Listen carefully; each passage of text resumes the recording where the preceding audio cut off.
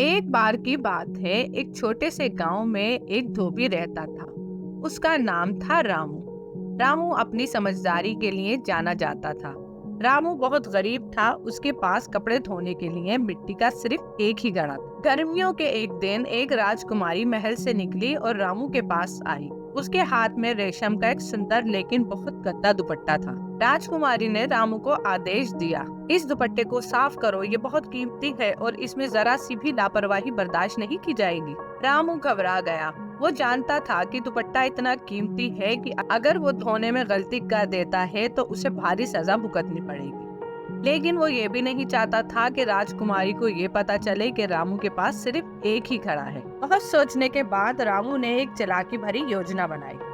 उसने राजकुमारी से कहा, राजकुमारी, ये दुपट्टा इतना कीमती है कि इसे साफ करने के लिए विशेष नदी के जल की आवश्यकता है। वो नदी बहुत दूर जंगल में है। राजकुमारी ने उसकी बात मानी और उसे दुपट्टा सौंप दिया। रामू दुपट्टा लेकर जंगल की ओर चला गया। जंगल में पहुंचने के बाद उसने एक ऊंचे पेड़ पर चढ़ाई की। वो दुपट्टे को हवा में लहराया। हवा के झोंके ने धीरे धीरे दुपट्टे की अधिकतर गंदगी दूर कर दी। रामू पेड़ से नीचे उतरा और दुपट्टे को अपने खाली घड़े में भर दिया। फिर उसने घड़े को थोड़ा हिलाया, मानो वो उसे धो रहा हो।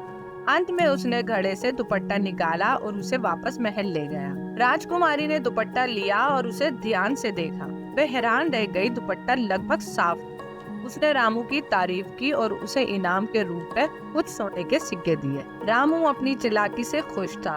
उसने सोने के सिक्कों से कई नए घड़े खरीदे। अब उसके पास कपड़े धोने के लिए बहुत सारे घड़े थे और उसे अपनी चालाकी का सहारा भी नहीं लेना पड़ना था। ये कहानी हमें सिखाती है कि ईमानदारी सबसे अच्छा उपाय है। हालांकि चालाकी कभी कभी कामयाब हो सकती है, लेकिन ईमानदारी का रास्ता हमेशा सुरक्षित और बेहतर होता है।